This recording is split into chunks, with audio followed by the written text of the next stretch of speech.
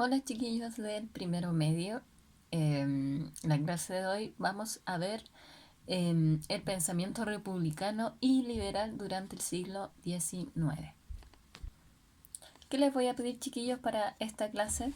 Que tomen su cuaderno de historia y anoten el título de la clase, el objetivo de la clase, anoten el número de la clase que aparece en un costado de la diapositiva y solamente no es necesario que anoten todo lo que está en la diapositiva porque ya está, ya lo tienen. A mí lo que me interesa, chiquillos, y lo fundamental de este proceso para que funcione es que realicen las actividades que están dentro de la diapositiva, como las actividades que realizábamos en clase.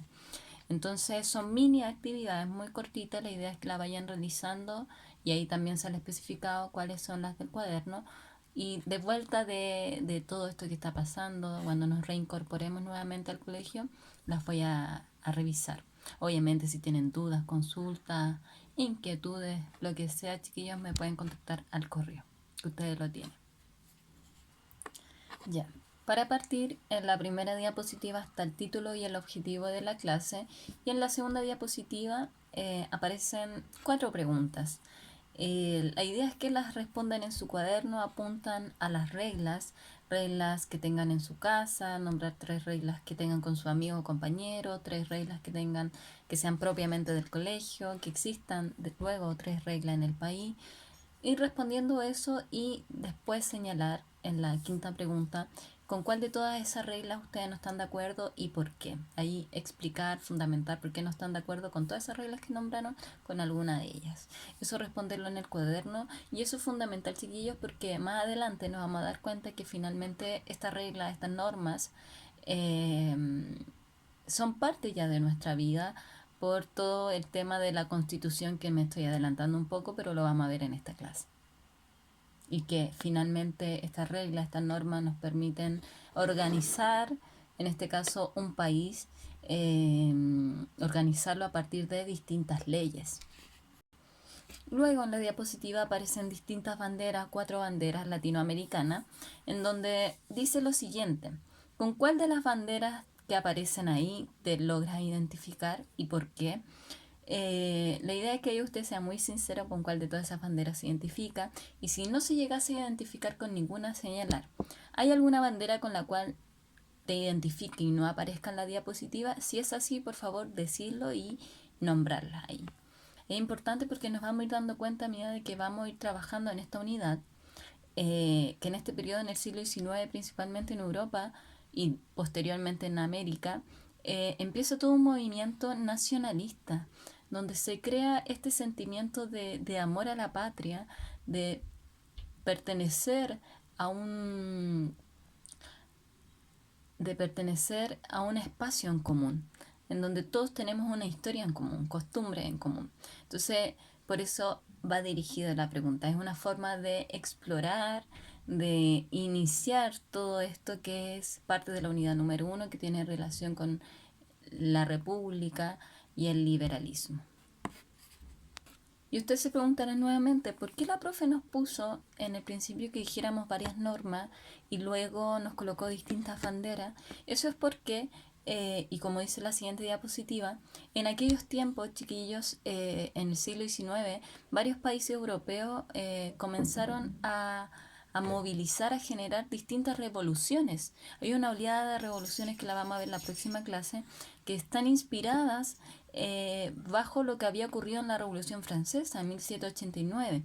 Entonces toman estos ideales de la Revolución Francesa y empiezan a hacer distintas revoluciones. ¿Qué es lo que ellos exigen en estas revoluciones? Exigen principalmente temas ligados al liberalismo, que es lo que vamos a ver esta clase, que básicamente, chiquillos, muy sencillamente tiene relación con la organización de un país. Nosotros queremos organizar un país, queremos que este país al momento de organizarse tenga ciertas normas, reglas, que esté bajo una constitución, que es la ley madre, la ley de todas las leyes, que lo vamos a especificar bien en esta clase. Y que algo fundamental para formar un país, en este caso organizar un país en el siglo XIX, fue tomarse de algo importante y que sigue muy vigente hasta el día de hoy, que es el nacionalismo, este amor a la patria, Pensemos en fiestas patrias. ¿Qué se te viene a la mente? Bandera el 18, bailar cueca, empanada, el terremoto, que el mote con huesillo. Muchas cosas típicas que nos hacen sentir parte de ese momento de celebración de un nuevo año de vida de la patria chilena. Entonces, este sentimiento nacionalista lo podemos ver no solamente ahí, sino que cuando juega Chile, toda la gente canta el himno, se siente parte de, si pierde Chile es como, oh, me siento muy mal. Entonces, o cuando gana Chile, típica frase, la marraqueta mañana va a ser más crujiente. Entonces, todos estos sentimientos, chiquillos, estas cosas que nos pasan, eh, tienen su origen en el siglo XIX, en estos ideales liberales y republicanos que van a potenciar, van a desarrollar, fortalecer esta idea de tener una constitución, de organizar un país bajo una constitución que nos rija y que promueva la igualdad y la libertad de la persona. Y también una forma importante para crear un país, para que la gente se sienta parte de ese país, es el nacionalismo, ese amor a la patria.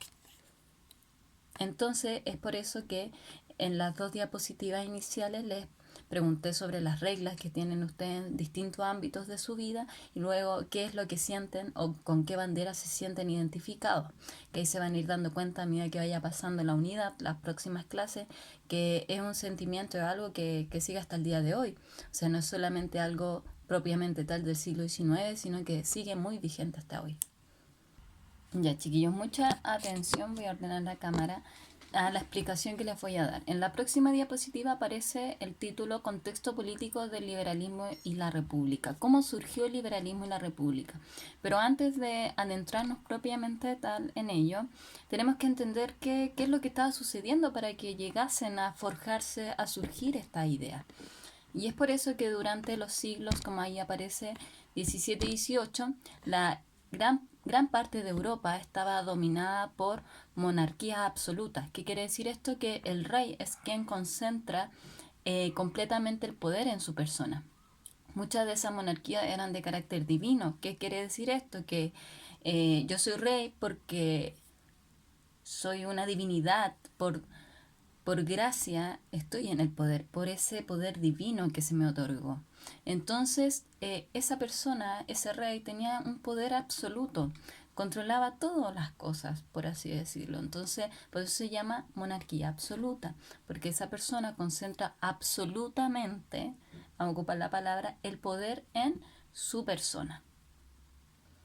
Entonces, estos estados europeos tenían monarquía absoluta y aquí hay algo muy importante que debieron haberlo visto, pero si no lo vieron, lo van a recordar ahora, que estos estados europeos no solamente era un estado propiamente tal, que tenía un pedazo de tierra, unos límites demarcados, tenía un monarca, un rey, que dirigía todo, sino que también estos estados, por así decirlo, por ejemplo, vamos a hacer que este es el estado, ¿ya? Un estado que lo vamos a llamar estado X. Este estado no solamente era un estado que tenía un rey, un monarca absoluto, sino que también este estado tenía distintas colonias. ¿Qué quiere decir esto? Que su territorio no solamente estaba acá, sino que estaba también en otras partes del mundo, principalmente en África, tenían colonias, los distintos países de Europa. Entonces, ¿qué son las colonias? Si es que no se acuerdan. Bueno, un Estado europeo podía tener muchas colonias.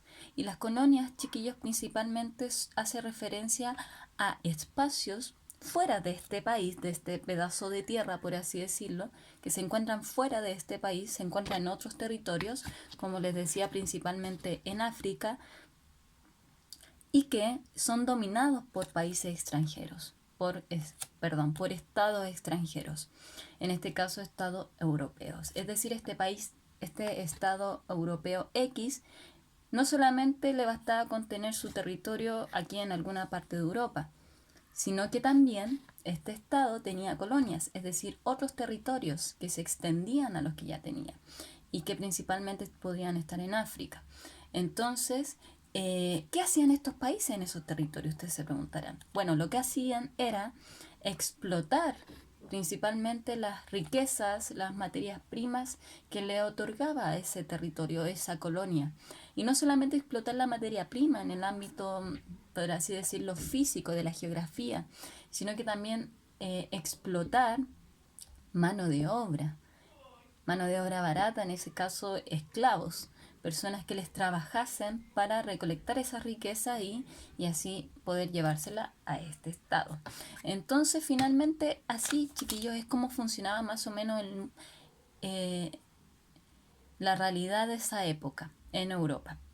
Entonces, bajo ese contexto histórico en donde habían estados europeos y estos estados tenían colonias, otros espacios, otros terrenos en distintos lugares del mundo, en uno de ellos África, o el mayor ejemplo, y que estaban gobernadas más encima por una monarquía absoluta, un rey que concentraba todo el poder, eso, bajo ese contexto histórico es que empiezan a generarse, por así decirlo, controversias, debates, enfrentamientos, conflictos, porque va a haber una parte de la población que se va a inspirar en la Revolución Francesa, que ocurrió en 1789, y que va a extraer de esa revolución distintos ideales, en donde van a promover principalmente cambios, van a estar en contra de esa monarquía absoluta, van a decir por qué nos tiene que dirigir, en este caso, un rey que concentra todo el poder en su persona. ¿Por qué tiene que ser así? ¿Por qué no podemos promover un tipo de gobierno que sea liberal, es decir, que las personas tengan libertad de poder ejercer, de poder, en este caso, eh, escoger a sus representantes y que podamos crear, en este caso, un estado, una nación en donde la gente se sienta parte de este país y nos rijamos bajo una constitución? Es así que estas personas se inspiraron en los ideales de la Revolución Francesa y empezaron a expandir todo este pensamiento que era revolucionario en esa época y que también era una forma contestataria que generaba conflicto, porque obviamente la monarquía absoluta es otro tipo de visión de cómo gobernar, donde todo el poder se concentra en una persona, mientras que las personas con los ideales liberales y republicanos estaban promoviendo la igualdad, una constitución. Entonces, ahí va a chocar un poco estos ideales. Y bueno, chiquillos, todo este periodo, quizás fue muy larga la explicación, pero para que lo puedan entender bien, todo este periodo, chiquillos, de estas oleadas, estos movimientos revolucionarios que se van a ir dando en el tiempo, en el siglo XIX, entre 1830 en adelante, que van a estar inspiradas bajo los ideales liberales y republicanos, van a dar inicio a un periodo de la historia que se conoce como Edad Contemporánea y que sigue presente hasta el día de hoy. Hay mucha discusión ahí también, pero desde ese momento se empieza a dar lo que es conocido como la Edad Contemporánea. Eso pues chiquillos, luego de eso, de esa explicación que aparece también en el PPT, aparece una actividad, una breve actividad para que la realicen en su cuaderno, una fuente escrita que habla sobre el liberalismo. Nos da ideas sobre qué es el liberalismo, cuáles son sus diferencias, sus ramas en este caso. Y las preguntas que tienen que contestar son las siguientes. Según la lectura de la fuente, ¿qué es el liberalismo? Es decir, a partir de lo que nos dice la autora en la fuente, ¿qué cosas nos permiten definir liberalismo? La segunda pregunta, ¿cuántos tipos de liberalismo surgieron durante el siglo XIX? Porque ahí nos habla de dos tipos de liberalismo. Ahí la idea es que logren captar cómo se llaman estos y en qué consisten, que es la tercera pregunta. ¿Qué características poseen estos tipos de liberalismo? Es importante, chiquillos, que quede bien claro esos dos conceptos porque lo vamos a utilizar mucho, mucho, mucho y de verdad sirve mucho para aplicarlo también hasta el día de hoy. Claramente con sus diferencias, pero de verdad un concepto muy importante a la hora de estudiar la historia contemporánea. Bueno, a partir de la lectura de la fuente, y aquí quizás les dé una pista, bueno, luego de eso viene un esquema un conceptual que define un poco lo que abordaba la fuente escrita, y que parte con que el liberalismo, como les decía anteriormente, va a postular principalmente la libertad de la persona. Eso es lo que va a promover el liberalismo, chiquillo. Eso a modo general, ¿ya? El liberalismo va a promover la libertad de la persona, de que la persona puede buscar su propio bienestar y felicidad. Es algo súper individualista también. Promueve que el individuo, yo como persona, ya no me rijo bajo, no sé, los estándares eclesiásticos como era en la Edad Media o bajo el mandato de un monarca, sino que yo tengo mi libertad para poder alcanzarla. Eso es lo que nos dice el liberalismo y uno de sus principios bases. Luego este liberalismo, chiquillos, se divide en dos corrientes principales. Una de estas primeras corrientes es el liberalismo económico y luego es el liberalismo político. Le voy a explicar brevemente qué consiste cada uno. Como dice ahí muy bien en la diapositiva, el liberalismo económico va a ser promovido y su principal ideólogo, es decir, creador, es Adam Smith. Adam Smith, chiquillo, nos va a decir en su libro muy conocido, La riqueza de las naciones, nos va a decir que el liberalismo tiene que promover la iniciativa privada. Es decir, tiene que promover que en este caso los privados tengan la libertad de poder, por así decirlo, invertir, desarrollar empresa, industria. Luego nos va a decir, y que posteriormente lo voy a explicar cada una, que los empresarios tienen que acumular capital.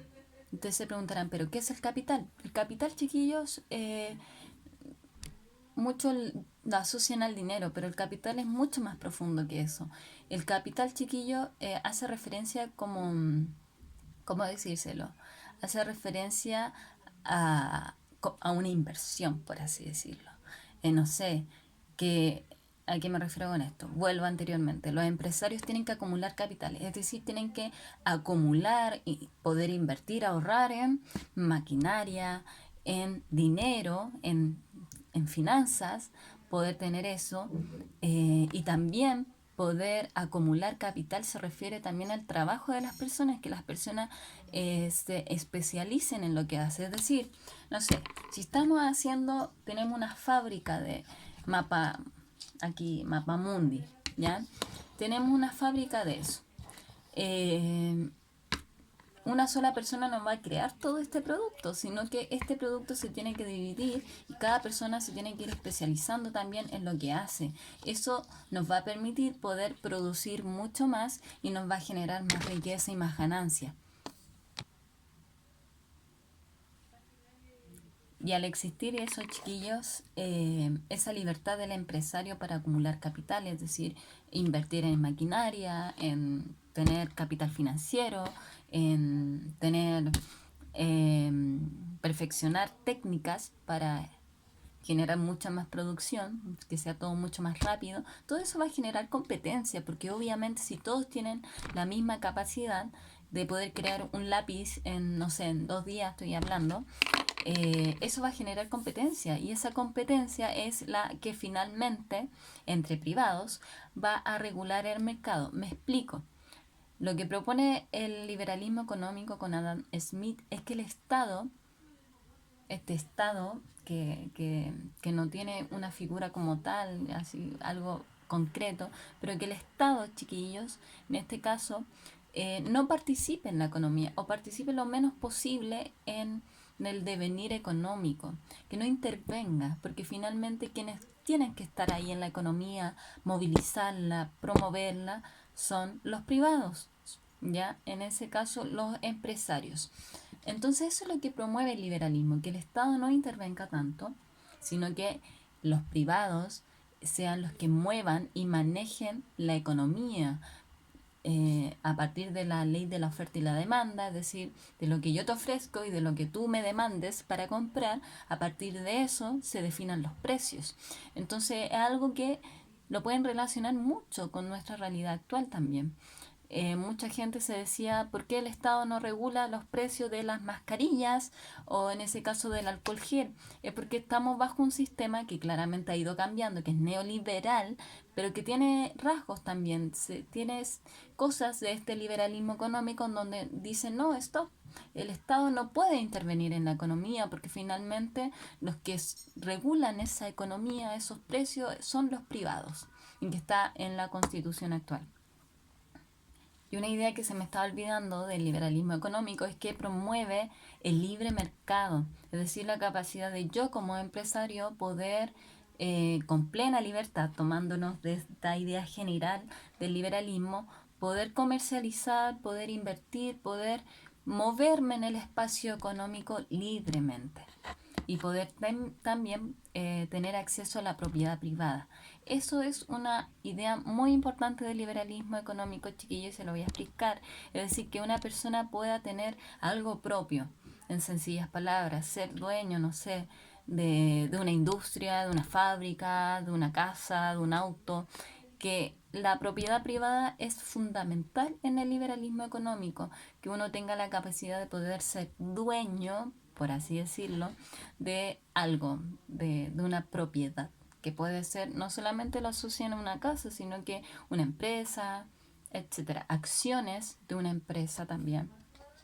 Y todo esto, chiquillos, el liberalismo económico, como aparece una diapositiva más adelante, promueve en general, en síntesis, la iniciativa privada. ¿Qué quiere decir esto? Que predomine y tenga mayor protagonismo en el movimiento económico de un país los privados, los empresarios y no el Estado, es decir, no el sector público. Y puede que se relacione mucho con nuestra realidad actual porque nosotros nos regimos bajo una economía neoliberal, o sea, ahí está el nombre liberal. Algo de este liberalismo económico tenemos hoy en día. Entonces ahí también para que vayan reflexionando respecto a eso. Y finalmente, chiquillos, que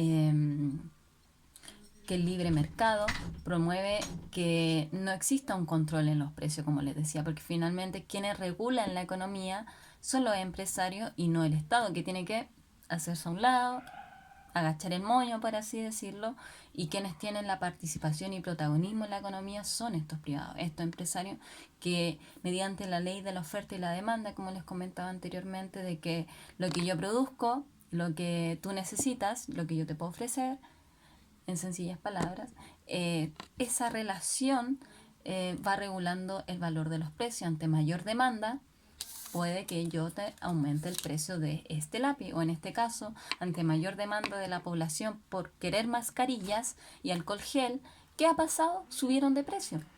Entonces, a partir de la ley de la oferta y la demanda, de lo que tú demandes y yo tengo para ofrecer, se va regulando el precio.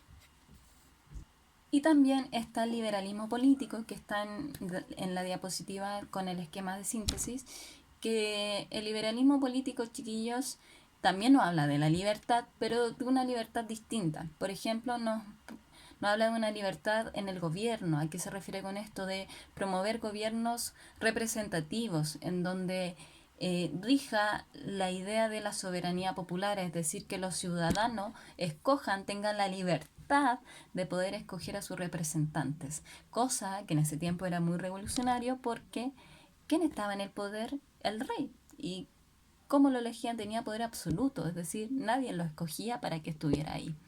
Entonces, esta idea va a ser muy importante en aquel periodo porque promueve la soberanía popular, es decir, que la propia gente escoja a sus representantes, basados en el ideal de libertad. También una idea fundamental y que sigue vigente hasta el día de hoy, igual que la anterior, es que promueven la constitución, que exista una constitución para organizar un país, algo fundamental para organizar todo lo que existe, las diversas áreas, las leyes que tiene que tener un país.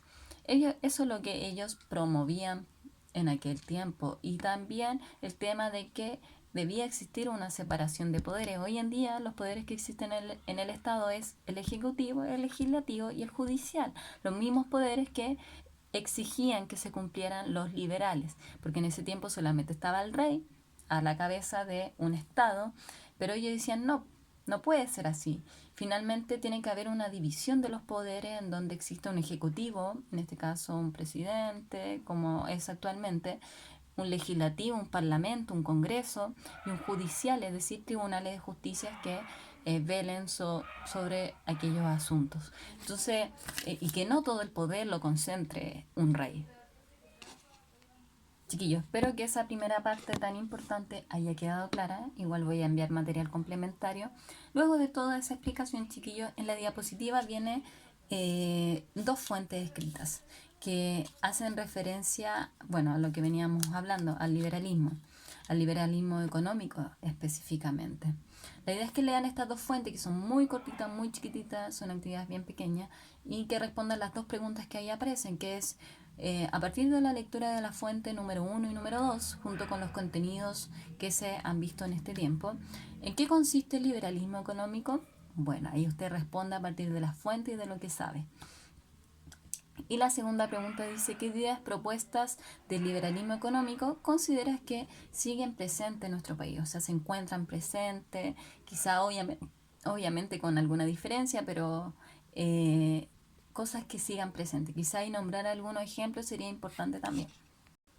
Y bueno, la república, chiquillos. La república es una ideología y teoría política que está muy, pero muy, muy relacionada con el liberalismo. No la podemos entender separada, sino que van juntas, van entrelazadas. Bueno, la república, como toma de base también el liberalismo, propone que se organiza una nación. Y aquí viene el concepto nación de crear un país, un estado, en donde la gente se sienta parte de esa nación. Y para eso tenemos que crear cosas en común, promover el nacionalismo, promover que tenemos un pasado en común, una historia en común, costumbres en común. Entonces lo que se buscaba era involucrar a la ciudadanía en la construcción de esta nación, de esta nación que iba a ser representativa, tomando el ideal liberal en donde la gente iba a poder escoger a sus propios representantes políticos. Y sus principios esenciales va a ser la soberanía popular, que se enlaza con lo que promueve el liberalismo, en donde cada persona, cada ciudadano, obviamente acá chiquillos, en aquel tiempo, siglo XIX, entre paréntesis, el ciudadano no era cualquier persona. Muchas mujeres no tenían el acceso a voto. Muchas personas que eran analfabetas tampoco eran considerados ciudadanos. Entonces, el aspecto ciudadano era muy pequeño. Finalmente, quienes eran ciudadanos eran las personas que tenían mayor acceso económico y que podían asistir a la escuela. Lo que era un privilegio en aquellos tiempos porque si no asistías a la escuela, tienes que ir a trabajar y sustentar el pan de cada día. ¿Ya? Entonces, bueno, en fin, lo que promovía la República, chiquillos, es en este caso aquella soberanía popular que se entrelaza con lo que nos dice el liberalismo. Promueve también la separación de los poderes del Estado y aquí dice algo específico de que cada poder del Estado, es decir, el ejecutivo, el legislativo y el judicial, deben actuar de forma autónoma entre sí, es decir, el presidente, el ejecutivo no puede interferir en el legislativo, en el parlamento, y el parlamento tampoco puede interferir en las decisiones de los tribunales de justicia. Y uno de los principios fundamentales y muy característicos de la República es que promueve la igualdad. La igualdad, es decir, que la ley debe ser igual para todos, principio que se consagra en la sociedad actual con el Estado de Derecho, que señala, al igual como nos dice en aquellos tiempos, que la ley es igual ante todos, es decir, no hay diferencias, todos se someten al poder de la ley. ¿Y cómo se somete al poder de la ley? Por cómo existe una ley bajo una constitución. Son los dos principios esenciales de la República, la igualdad ante la ley y la promoción de una constitución para organizar y definir las responsabilidades que tiene un Estado junto con los derechos y responsabilidades que tiene un ciudadano. Luego, chiquillos, aparece una tablita en donde tienen que responder a la siguiente pregunta. ¿Qué ideas republicanas y liberales siguen presentes en la actualidad? Para responder, completa la tabla que se presentará a continuación. La tabla se divide en dos cositas, en dos columnas, en donde una dice ideas liberales y republicanas presentes en la actualidad, nombrarlas, son tres, y luego dar ejemplos de cómo estas ideas están presentes. Entonces, completar ahí el cuadrito a partir de lo que vieron en este video y de lo que han estado realizando en las actividades. Luego esto, dato extra, en la diapositiva aparece un recorrido histórico de las distintas tendencias políticas que van a surgir en el siglo XIX en Europa, es decir, paralelo a este liberalismo y republicanismo, van a aparecer otras tendencias políticas que van a promover también otras formas de mirar la sociedad y de organizar una nación. En ello está el nacionalismo, el conservadurismo, el socialismo, que también lo vamos a ver más adelante. Entonces, para que no crean que solamente va a estar el liberalismo en ese tiempo y la va a llevar, sino que también van a coexistir otras simultáneamente, otras tendencias políticas.